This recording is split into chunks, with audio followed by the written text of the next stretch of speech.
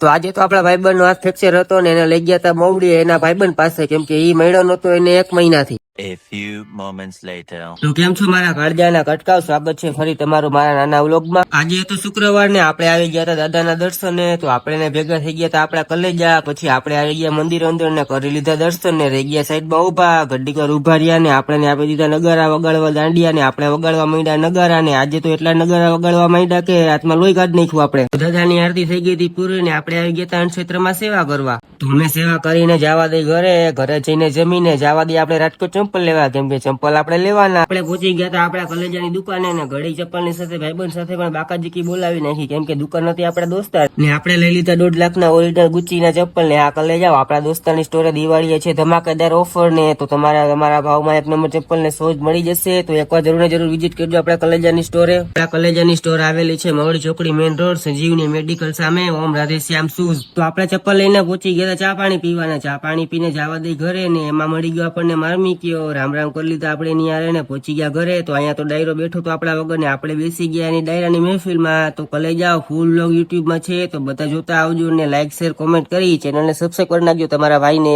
કલે જાઓ મળીએ નેક્સ્ટ વ્લોગમાં.